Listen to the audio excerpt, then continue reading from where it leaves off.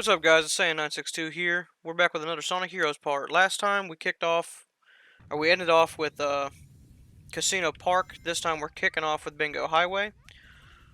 Um, as I'm sure you guys were well aware, last episode, Team Rose's chapters are a lot shorter than Sonic's, so this should be a nice, speedy one. I'm thinking maybe,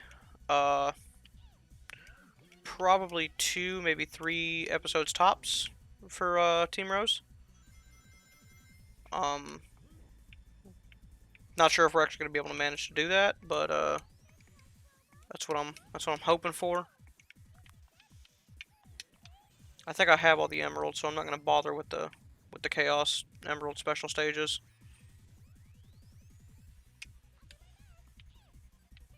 All right. Whoa. So let's go ahead and just try to blitz this level out. So how you guys been doing? I know this. For those of you that have been eagerly awaiting a part of the randomizer, we're getting to it. It's been a long, arduous journey to get anything recorded, really. What with me starting a new job and learning the schedule and all, it's kind of difficult. Oh, excuse me.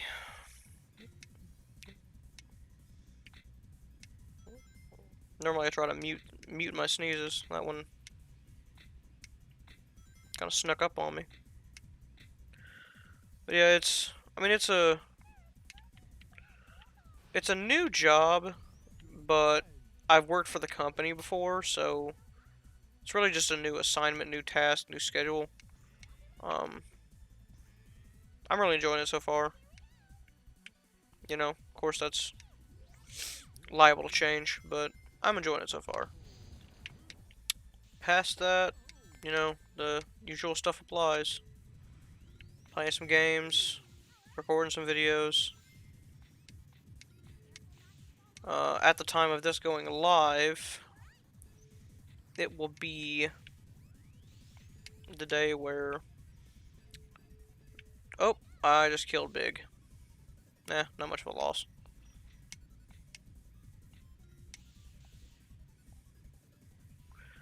I will be at a point where,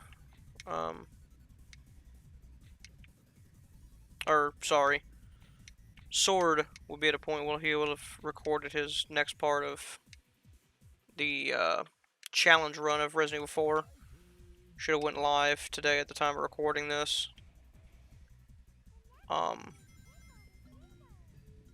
Again, we're attempting to get the randomizer situated and get it done and dealt with.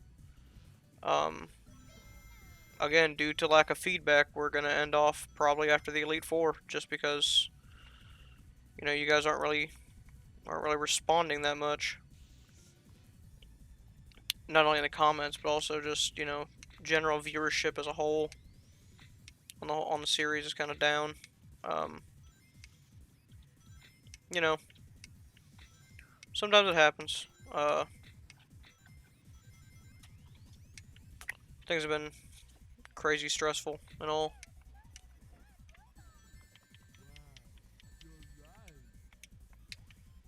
You know, not obviously thankful to just have work because of all the virus mess and, you know, the government's doing what they can to make sure everybody's still gonna make it out of this mess. So, fun stuff. I'm not really affected with it personally, but I know a lot of people who kind of having a rough time of it.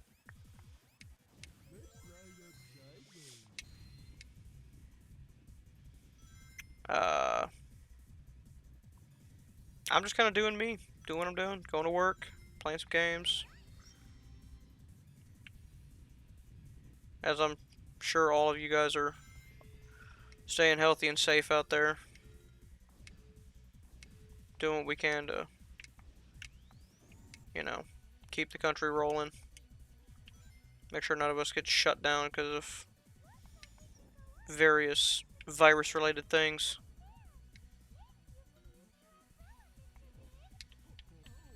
For the past hour and a half, actually it's been longer than that.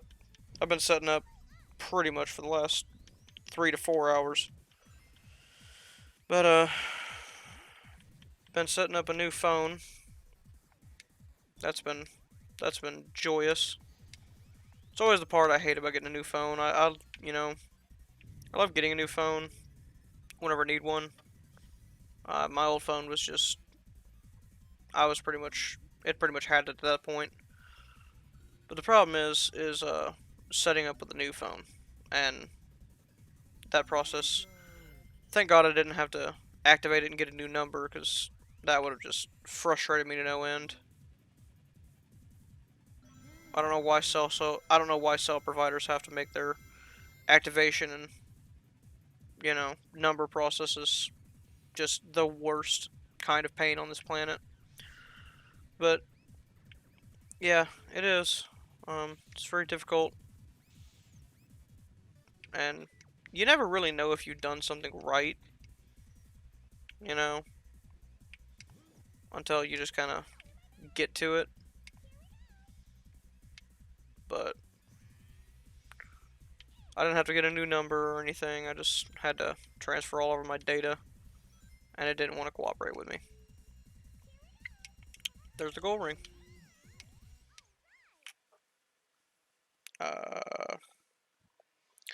New series, probably going to be, after the randomizer, probably going to be Resident Evil 5.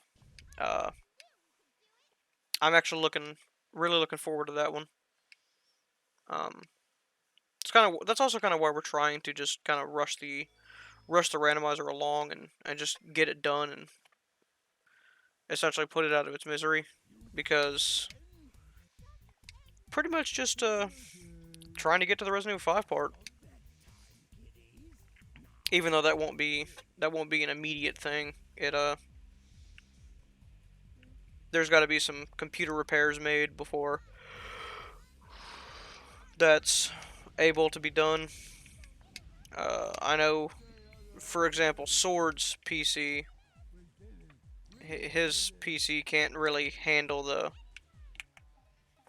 the extent of a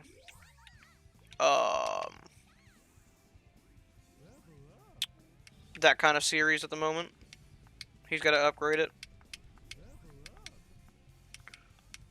And I don't really have the RAM to be recording like large games at a shot, because it'll just drive my computer absolutely wild. Though the Lost in Nightmares DLC didn't seem to perform too badly on stream, or on recording. So, you know, that's good. May get into live streaming eventually. Thinking about playing around with streaming eventually. Just gonna need a better rig for that. Streaming is very intensive, especially on the RAM. It's crazy.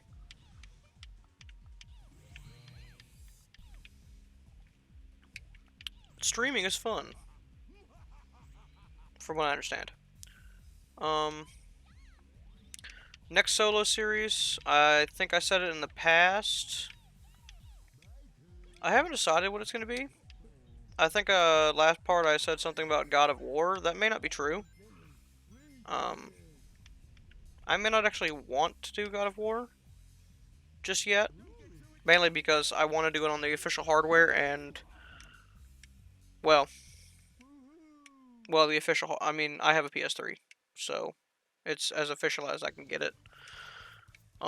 Unfortunately, my PS3 is not active at the moment. I've got to buy a DualShock 3 controller to actually get it running, because I just changed the hard drive in it. So gotta reset it up and get that rolling again, and then I've got to find a way to capture the footage. Not really sure how I'm gonna do that yet, but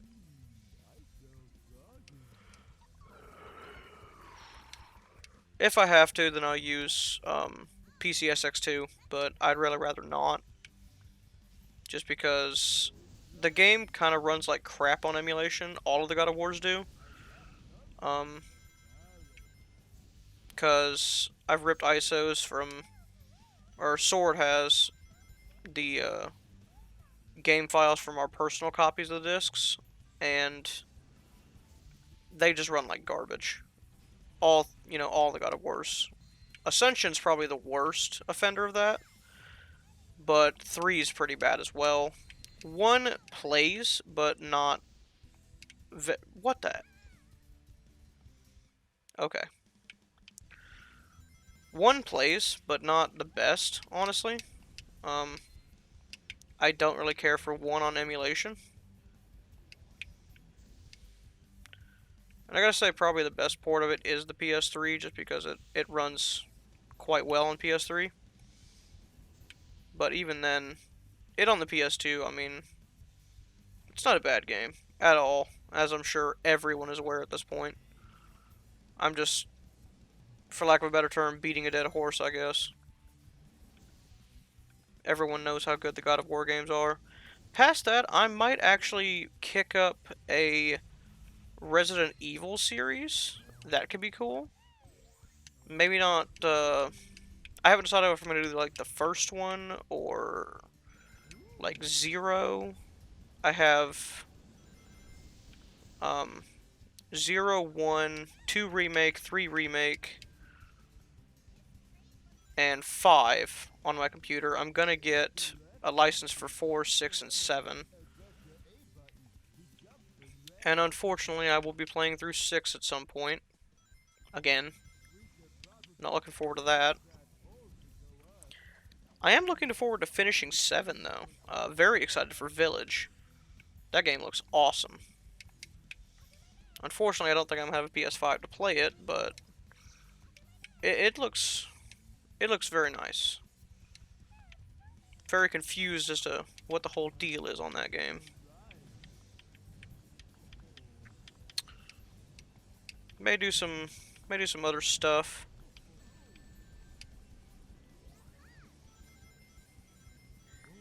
Could do something with the Arkham games. I have all those on my computer. Just playing around with some different ideas. I played around with the idea of doing a Witcher series, because The Witcher 3 is honestly probably one of my favorite games. It's really fun. It's really deep, really complex. But I don't know exactly how I'd go about that, because RPGs tend to make it really, notoriously tough to turn into a YouTube series, because they require so much preparation, grinding, and just getting better at the game. And The Witcher doesn't really... I cannot believe I stuck that. The Witcher doesn't really stray too far from that kind of RPG trappings. It can be very grind heavy at times. And maybe that's just my experience, but there have been several times where I was stuck in The Witcher 3 on a massive, just side quest grind and trying to gain levels,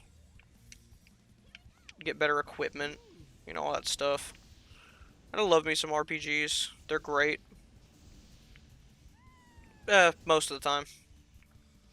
But they can also tend to kind of suck, just for if you're trying to get remotely anything done. Like, say you're trying to, get a quick bit of gaming in before work. It can be rough at times to actually get that done.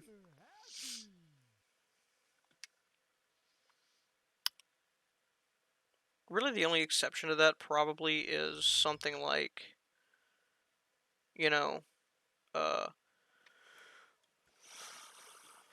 like a strategy RPG, something like Fire Emblem, even though those aren't really. I mean, I guess they're RPGs, but they're more strategy-based games.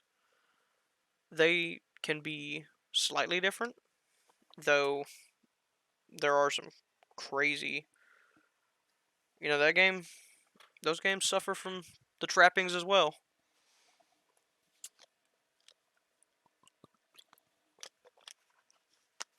Particularly if you have permadeath mode on. That being said, I've never actually played that much of a Fire Emblem game. I played the demo of Awakening on 3DS. It was pretty cool. Saw some footage of Three Houses. It looked pretty cool. I decided that there were some different games I was interested in.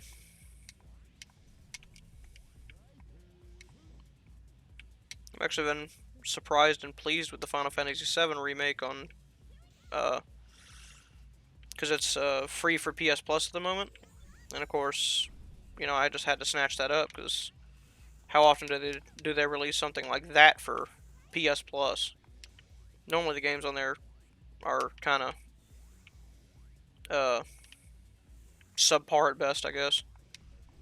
But yeah, they released Final Fantasy VII for PS Plus, as well as the Play at Home initiative gave out Ratchet and Clank, and Ratchet and Clank's just always good fun. Can't say I'm too familiar with the series. Okay, I thought I glitched for a minute. Can't say I'm too familiar with the series. I haven't played every Ratchet and Clank game. I played a couple of them. They're pretty fun games, honestly. The humor's spot on. The gameplay is fantastic. And it's just a generally charming game. Wouldn't exactly say they're completely aimed at children, but it's not like, blatantly mature either. There's just some risque jokes in there every once in a while. Your typical humor styles of young adult to, teen to young adult games. That being said, as far as Final Fantasy VII goes, I've never actually played the original game. I did not grow up with original PlayStation as, much as some others. Actually, that being said, I didn't really grow up on that many Nintendo consoles either. Like, when I first got into gaming, of course I had a Game Boy, or I got a Game Boy later on. Of course, I played NES. I had played SNES. But the system that I put the most hours onto was honestly my PlayStation 2.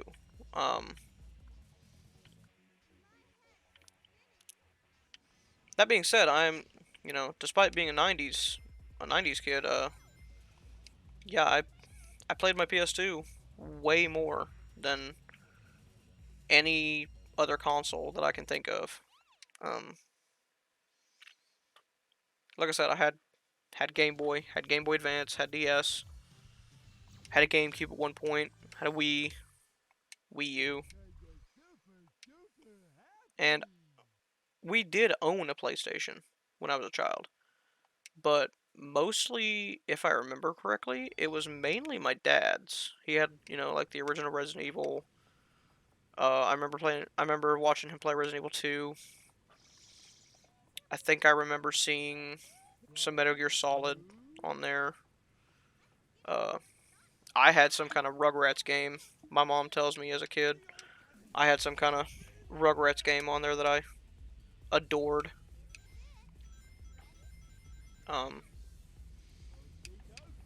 And going back and watching footage of that Rugrats game, it actually looks like a lot of fun. It honestly looks like something I'd probably enjoy to this day if I wanted some you know, some decently innocent entertainment. Because, like, I'm not gonna say that don't, I don't play children's games. I don't play games specifically aimed at children now, because obviously I'm an adult. But there are times where you kind of want something that's with a very low skill ceiling. Um, and a lot of children's games kind of offer that if they're not complete garbage. I can enjoy some some decently fun little kid games. Like when I was a kid, or not necessarily a kid, I was like 17, and my cousin had me play she always had me play this Disney princesses type game, but it wasn't strictly Disney princesses, it was just Disney in general on the PS2. And I mean, yeah, it is boringly easy, and I got sick of playing it after like the 70th time of beating the game, but it was actually kind of fun to, make your own Disney princess and go on adventures with familiar characters.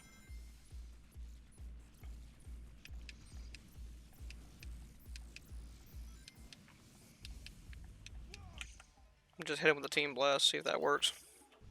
Probably not, but it did work. Good.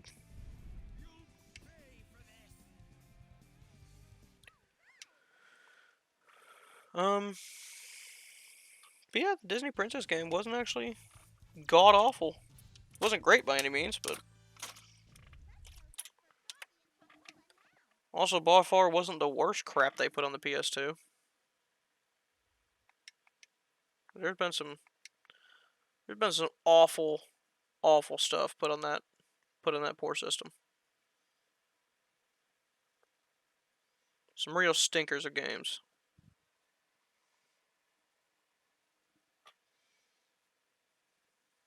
Some of them can't even be classified as games.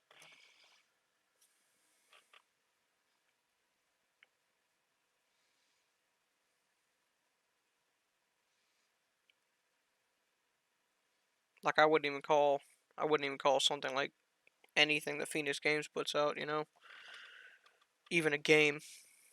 I mean, it's really not.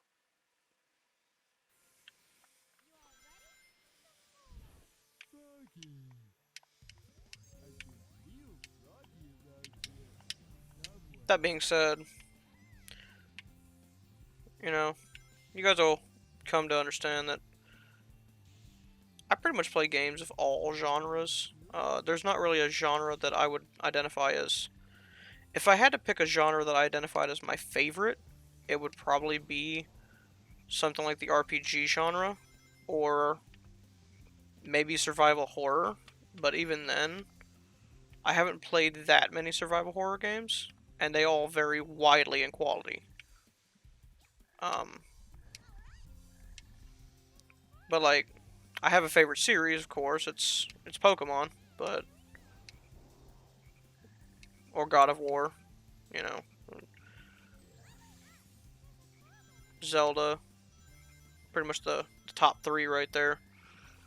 But also one of my favorite games of all time, probably doesn't fit in really a category I ever thought I'd be interested in even slightly. Doki Doki Literature Club. I'm not a guy for graphic novels. I don't really care for them. Um, but Doki Doki Literature Club really caught me off guard. Um, I had heard about it from a couple YouTubers, mainly Rabbit Luigi and his list videos. But I was like, okay. So like I kind of knew what I was getting into when I started, but the game in no way prepares you for the absolute just rug pulls that it likes to. The game likes to toy with its players. I mean, it doesn't even pretend like it's not out there to screw with you. It completely is. But it screws with you in such a way that you keep coming back for more. There are some crazy mods for the game, some of which upset me very deeply. Still not over a couple of them I played just because it may seem stupid to a lot of people, but I get very deeply emotionally attached to characters in video games. Like, I was playing Horizon Zero Dawn, and there's some events in that game that happen, and I actually started to tear up. Like, it was not okay. So with Doki Doki Literature Club, I got really attached to the characters, like you're supposed to in a dating sim, I guess. And when they just start, you know, doing what the game's gonna do, it really upsets you because you just spent not an inconsiderable amount of time getting deeply attached to and attempting to feel something for these characters, and then the events of the game play out pretty much regardless of your control. I mean, you have control, but it's limited. The game pretty much lets you know up front that your control is very limited. I just want to say that no matter what you do in that game, there's nothing that changes, and you are not in control of anything. Everything is meant to play out the way it was meant to play out, and you're completely powerless to change it, no matter what. And that's one of the great and honestly terrible things about that game is you're forced to see everything no matter what. Enjoy the video, guys. You are not in control here, and it's not going to, it's not your average dating sim. Realistically, it's not even really a dating sim at all. It can't really be considered a dating sim because, I mean, it can be, but it's really not. Um, Again, for like the three of you out there who haven't played it, have never heard of it, again, highly recommend. It's free on Steam. You really have no reason not to play it, unless you suffer from depression. Don't play it if you suffer from depression or other severe mental illnesses. But if you are okay with, you know, deeply disturbing imagery and, well, not deeply disturbing, but mildly disturbing plot points and, you know, some imagery at times, I say go for it. I say give the game a shot, and if you like storytelling, you won't be disappointed at all. Um, but that's really the only, despite being one of my favorite games of all time, that's really one of the only, uh, of those type of games that I've ever played, and haven't really aspired to play any others in that genre just because not really my cup of tea. I mean, if it's yours, then have fun and enjoy yourself. I mean, that's all what gaming's about. We all just need to be chill guys and gals out there and just quit bullying people for gaming. Like, doesn't matter what you play on, doesn't matter what kinds of games you play. Just quit bullying people. Quit being a horrible person and let people enjoy their hobby the way they're gonna enjoy it. You know, I I used to hate a game like, Call of Duty or Fortnite. They can be fun, not gonna lie. Um, they can be decently entertaining at times. Like, I actually have Call of Duty Cold War and Call of Duty Black Ops 3. I mean, I didn't buy them, but I enjoy.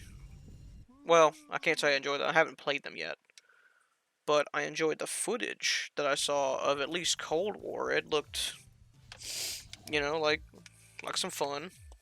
Because every once in a while, you just want a mindless shooter that doesn't pretend to be anything more than what it is. I mean, it's a military war sim. Pretty much know what you're getting into. That being said, I'm not gonna say that Call of Duty is even close to my favorite, uh, one of my favorite series, because it's not.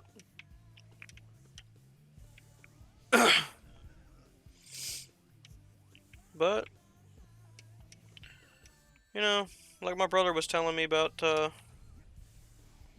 some stuff he was in some experiencing, because he, to be fair, he may have been joking. I'm not sure, but he was talking about people bullying him because he played on Switch, and it's like, dude, like, quit bullying people. I mean, I own every console except Xbox because I don't like the Xbox. But I'm not going to go out there and bash people who play on Xbox just because, hey, you do you. I just prefer PlayStation, mainly.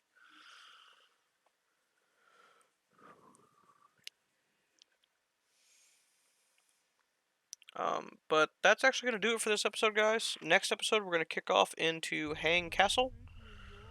Uh, so it looks like Team Rose is actually going to be a three-part story.